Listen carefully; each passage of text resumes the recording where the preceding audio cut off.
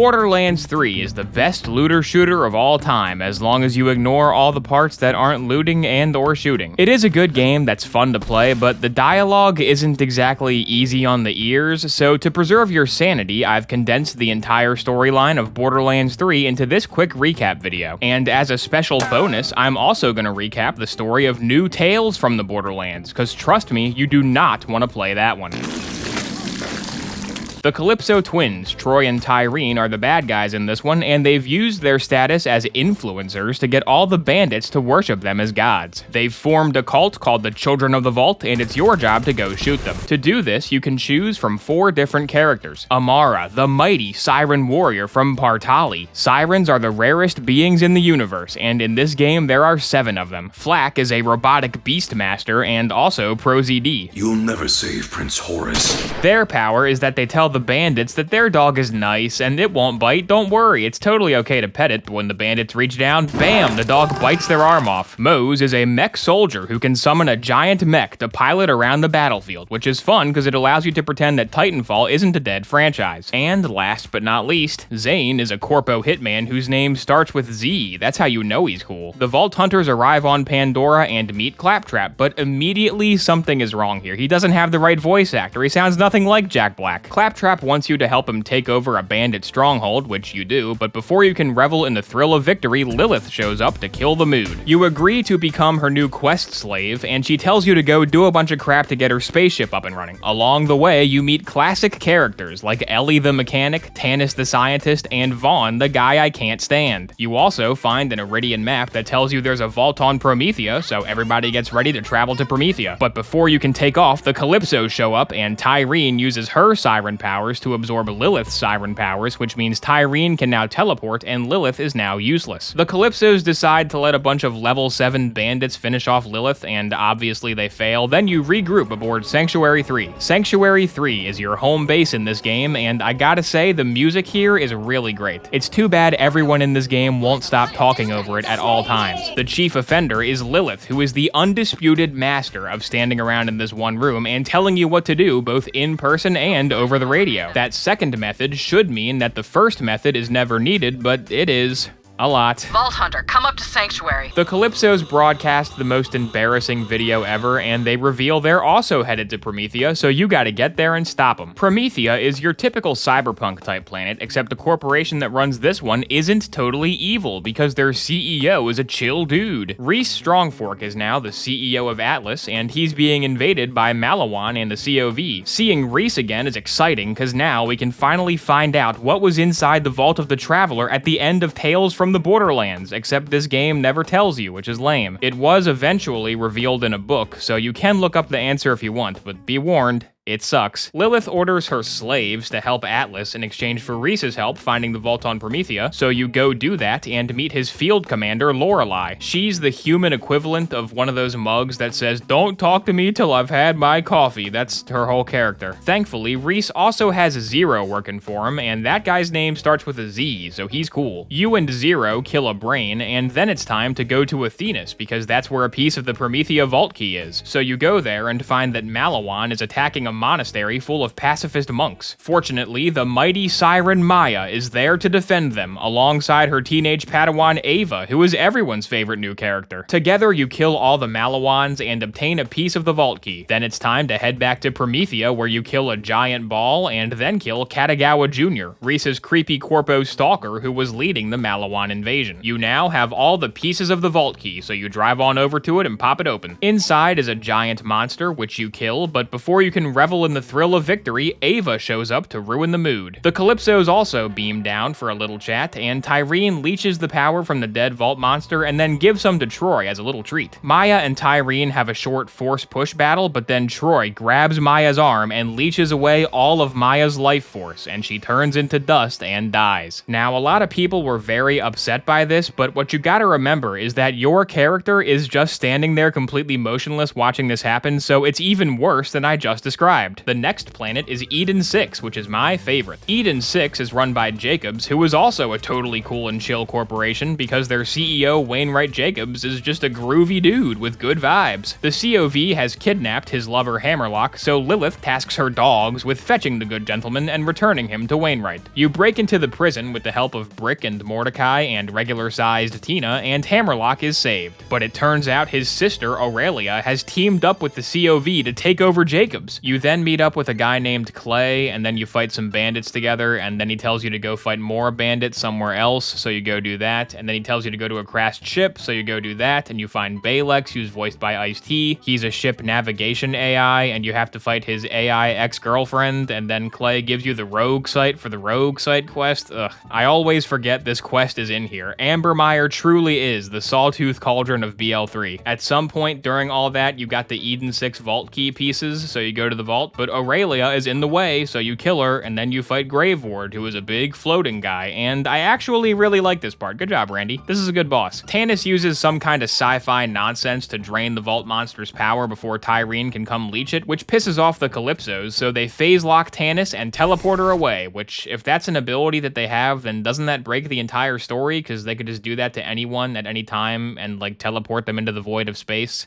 Alright, I'll stop. Lilith decides that the only way to keep this story moving is to add yet another celebrity cameo, so you travel back to Pandora where Penn and Teller are hosting a murder show with Tannis as the star. You fight the Human Reaper and make sure Penn and Teller disappear, and then Tannis reveals she's a siren. Angel from Borderlands 2 somehow passed her powers on to Tannis, which, sure, okay. Call it a gift from a guardian angel. The Calypsos are finally about to open the Great Vault, which turns out to be Pandora itself, like the planet is a vault, and the moon Elpis is the key. So suddenly, the story has taken on this massive cosmic scale, and in order to stop the Calypsos and save the galaxy, you have to find a way to get past 3 turrets. Turrets, you shit waffles.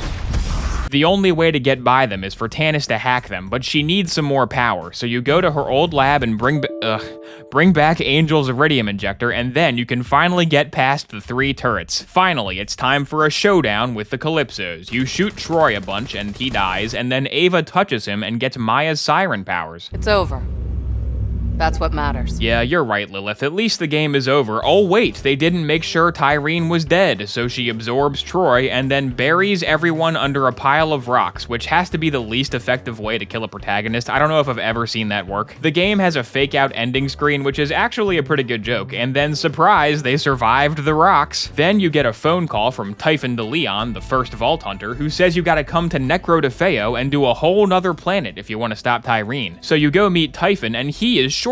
I thought he was going to be tall, but he is short. Wow. He reveals that he found this sacred Iridian homeworld and decided to live here, and that he's also Tyreen and Troy's dad, and that Pandora is actually a prison created by the Iridians to contain the Destroyer, and that all the other vault keys you've been collecting are actually used on this planet to power a machine that can stop the Destroyer if it ever gets out. So you try to turn on that machine, but Tyreen drops by and kills her dad, but finally, at long last, somebody tries to shoot her with a gun in a cutscene, but it doesn't work, and she leaves to go absorb the Destroyer's power. You fast travel back to Pandora to stop her, but it's too late. Tyreen merges with the Destroyer and becomes this thing. Is it just me, or does the Destroyer not really seem like a threat at all? You kill Tyreen for real this time, and the day is saved, except Elpis is still gonna destroy Pandora, but honestly, does that even matter? Like, does anyone even care if Vaughn dies? Apparently Lilith does, because she gets her powers back from Tyreen, and then immediately flies up to Elpis and teleports it away, saving Pandora. Thankfully, she teleports away too, so I will never have to talk to Lilith ever again until they make it a one-time joke objective in Borderlands 4. We now know from trailers that Lilith teleported Elpis into the orbit of Kairos, the planet Borderlands 4 takes place on, so that's how it all ties together. So, now you're all caught up on the main story, but Borderlands 3 also had a huge amount of post-launch content. First up is Moxie's heist of the Handsome Jackpot. Handsome Jack built a casino before he died, and Moxie wants to take it over. So you head inside and bump into Timothy, one of Handsome Jack's body doubles. Working together, you form a ragtag band of misfits and take over the casino by killing its current owner, whose boss fight is a giant Handsome Jack mech, which I very much enjoyed. In Guns, Love, and Tentacles, Hammerlock and Wainwright get married, and Gage is their wedding planner. There's also an unspeakable eldritch horror, but don't worry, it dies the guns. Bounty of Blood is a cowboy thing that doesn't really tie into the main narrative, and the Krieg DLC has you go into Krieg's brain, where you discover that, yep,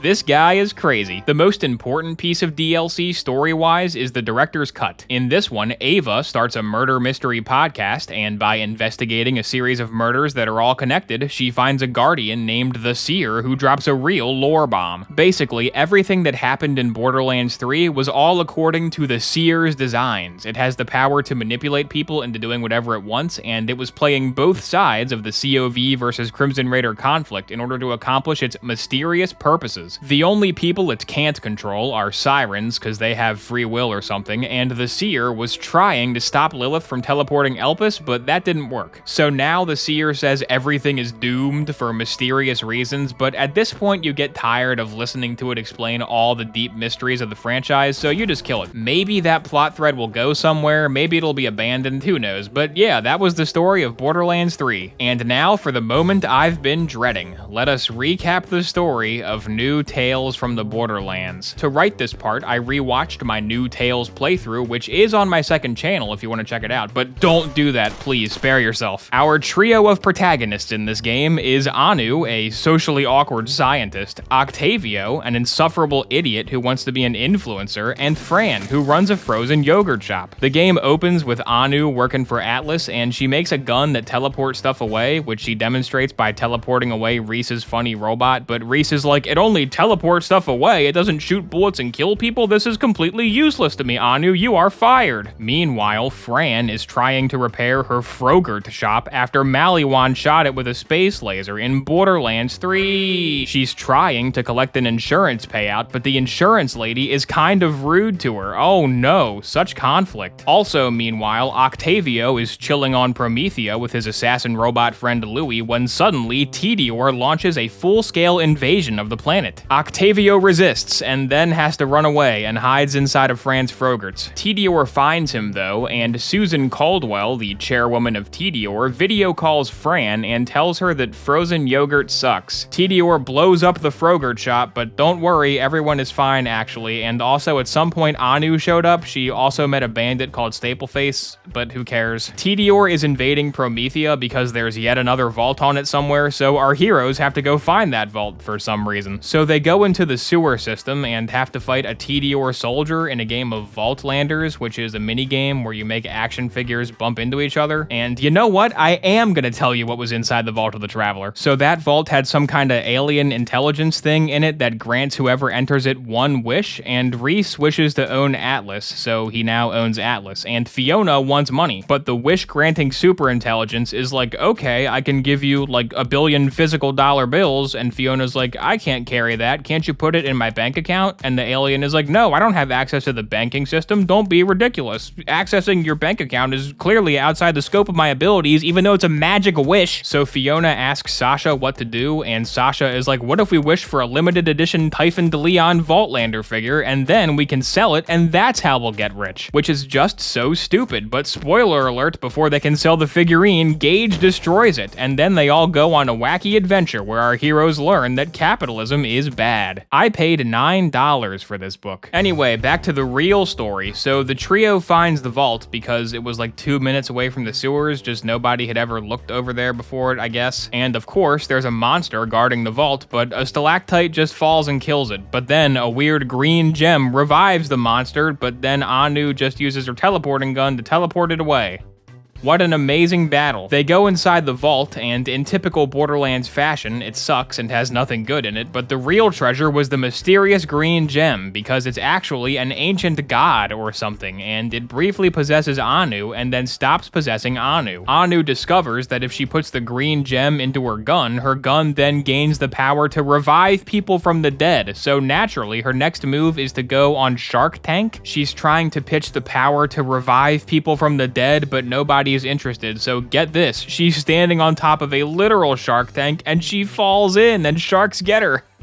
It's so funny. But don't worry, the green gem just heals her, and that whole chapter of the game was worthless. Eventually, Tediore captures our heroes, and Susan Caldwell is like, ha ha ha, now that I have the green gem, I can do my evil scheme. So she calls all the other company leaders to a meeting to show off her new evil plan. From this scene, we get the following info. The Maliwan CEO is Katagawa Sr., which is just the same character model as Katagawa Jr. with some wrinkles. Great. Athena is in charge of Hyperion now, I guess, because Hyperion guns in 3 have shields on them, and she has a shield, so she put the shields on the gun, so that sucks. And Torg is there at the meeting of the company leaders, despite the fact that he isn't the CEO of Torg, he's just the mascot. Why would he be at this meeting? Did they even play their own game? Susan's plan is that she secretly had a red crystal the whole time, which kills you when it shoots you, which, okay, that's nothing, but then she can revive you with the green crystal. So she demonstrates on Octavio that by killing somebody with the red crystal and then reviving them with the green crystal over and over and over again, you can eventually get them to submit to your will, and there you go, that's her plan. Doesn't seem very effective until after like 2 more hours of pointless gameplay, she reveals that her ship has a gun that can actually make the crystal affect an entire planet, so she shoots Promethea, and now everyone on Promethea is dead.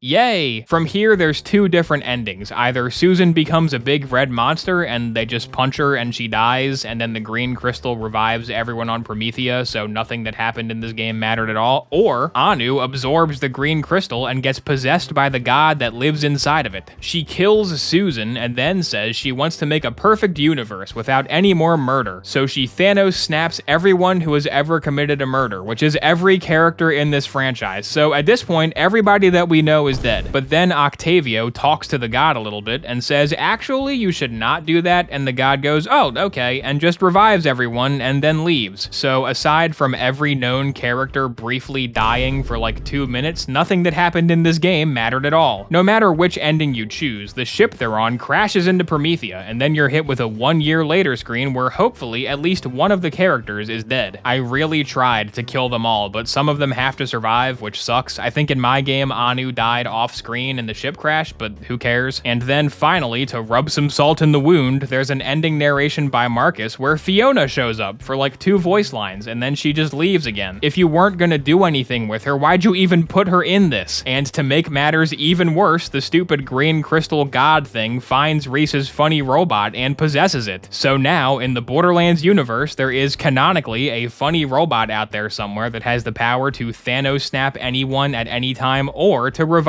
anyone at any time. I think you can see why I desperately hope this game is declared a non-canon. So, now you're all caught up on the storyline and ready for Borderlands 4. If you found this video helpful, consider liking and subscribing, although I did just subject you to the storyline of New Tales, so if you're not in the mood to do that, I completely understand.